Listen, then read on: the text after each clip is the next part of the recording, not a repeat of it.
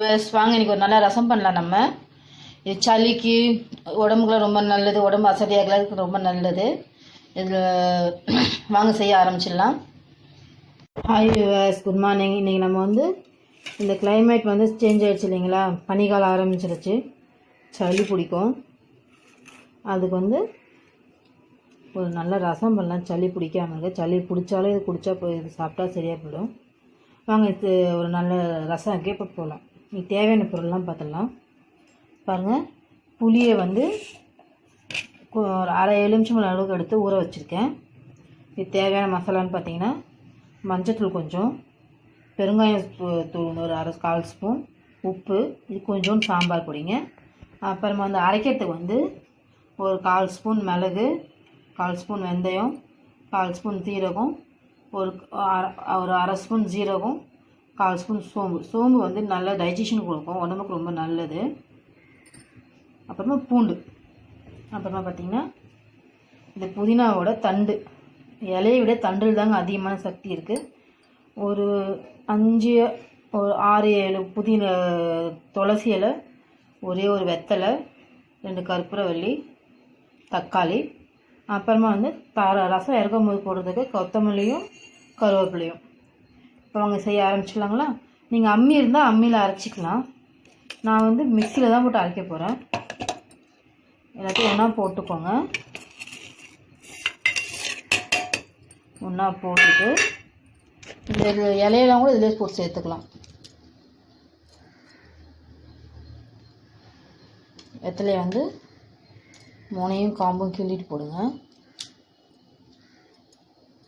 அப்புறமா 2 கற்பூரவல்லி, துளசி, இதெல்லாம் ஒரு அரைச்சி எடுத்துட்டு அதுக்கப்புறமா தக்காளி போட்டு அரைச்சிக்கலாம். பாருங்கள், இந்த மாதிரி குறை அரைச்சிக்கணும், நைஸாக அரைக்கக்கூடாது, பேஸ்ட்டுமாக அரைக்கக்கூடாது. இப்போ இந்த 2 தக்காளியை இதில் ஆட் பண்ணி, இது நைஸாக அரைக்கூடாது, குறைன்னு அரைச்சி எடுத்துக்கலாம். இப்போ பாருங்கள், அதை குறைன்னு அரைச்சிட்டேன். புளியும் கரைச்சி எடுத்து வச்சுட்டேன். இதை எல்லாம் மொத்தமாக போட்டு கொதிக்க வைக்கலாம். நான் கொஞ்சம் தனியாக வதக்கி இது பண்ணுறதுனால அடுப்பு ஆன் பண்ணிடுவாங்க. கடாயை அடுப்பில் வச்சுட்டு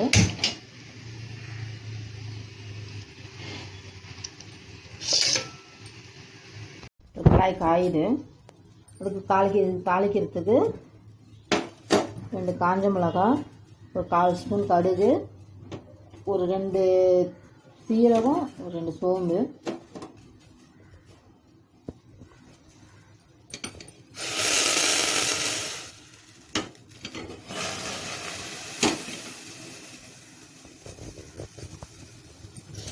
பாருங்கள். கடாய் காஞ்சிருச்சு.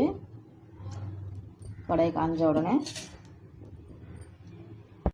பாருங்கள், எண்ணெய் காஞ்சிருச்சு. இப்போ இந்த கடுகு, மிளகாய் எல்லாத்தையும் போட்டு நல்லா பொரிய விட்டுடலாம்.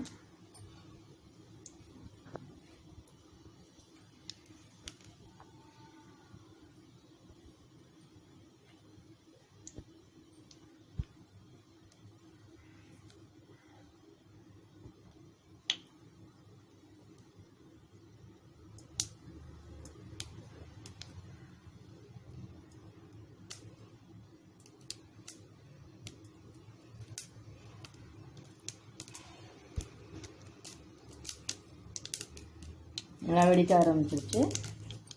இப்போ நம்ம இந்த அரைக்கிறது அதில் போட்டுடலாம். போட்டுட்டு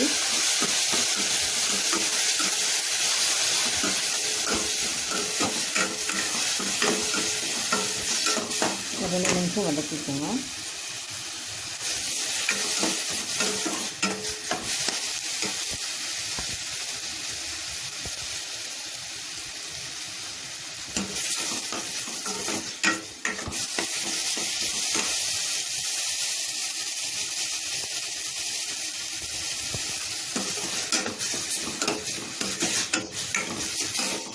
ரெண்டு நிமிஷம் அழகிட்டு நம்ம எடுத்து வச்சுட்டு இலை கொட்டிக்கலாம். மசாலாலாம் அதையும் போட்டு நல்லா ஒரு 2 நிமிஷம் வதக்கிட்டு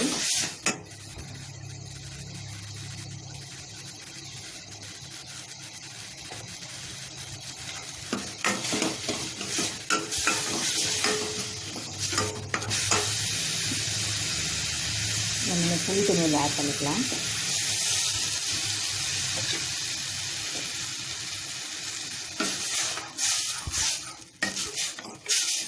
நல்லா கொதிக்கட்டும். இது கொதித்து ஒரு 5 நிமிஷம் ஆனதுக்கப்புறமா கொஞ்சம் நம்ம எவ்வளோக்கு ரசம் வேணுமோ அந்த அளவுக்கு தண்ணி ஊற்றி இறக்கிக்கலாம். பாருங்கள், நல்லா கொதிக்க ஆரம்பிச்சிருச்சு. நான் ஒரு 3 பேருக்கு தேவையான ரசம் வைக்கிறேன். நான் தண்ணி ஊற்றி கொதிக்கக்கூடாது. அப்படி நுர கட்டி வரும்போது இறக்கிடணும்.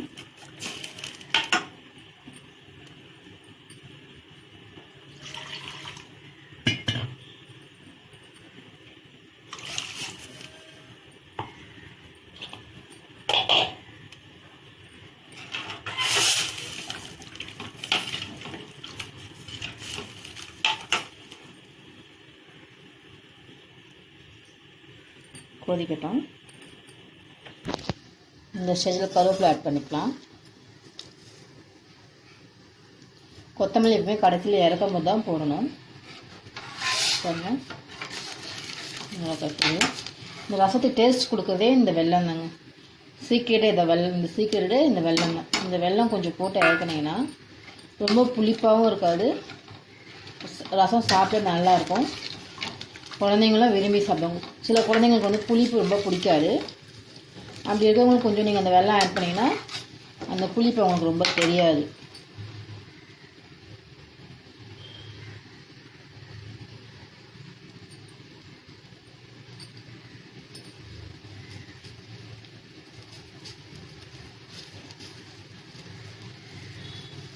பாருங்கள், சுற்றி பபிள்ஸ் வருது பார்த்தீங்களா? கொதிக்க ஆரம்பிக்குது. ஒரு வாட்டி நம்ம கிண்டி விட்டுட்டு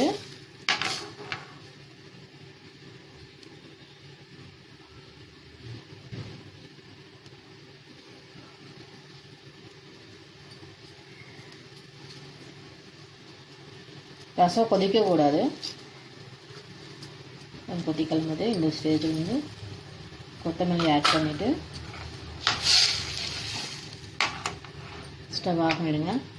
பாருங்கள், ஒரு சளிக்கு இருமலுக்கு ஒரு நல்ல மருந்து வந்து ரசம். ஈஸியாக டைஜஷன் ஆகிடும். குழந்தைங்கள்ந்து பெரியவங்களுக்கு ரொம்ப நல்லது உடம்புக்கு. சளி பிடிக்கிற மாதிரி இருக்குன்னா ஆரம்பத்தில் இந்த மாதிரி ஒரு வாரத்தில் ஒரு நாள் ரசம் வச்சு சாப்பிட்டிங்கன்னா உங்களுக்கு சளியெல்லாம் வரவே வராது. பாருங்கள், செஞ்சு பாருங்கள். வீடே மணக்கிற ரசம் ரெடி ஆகிடுச்சு. சளிக்கெல்லாம் ரொம்ப நல்லது. உங்களுக்கு ட்ரை பண்ணி பாருங்கள். உங்களுக்கு பிடிச்சிருந்தா லைக் பண்ணுங்கள், ஷேர் பண்ணுங்கள், கமெண்ட் பண்ணுங்கள். தேங்க்யூ.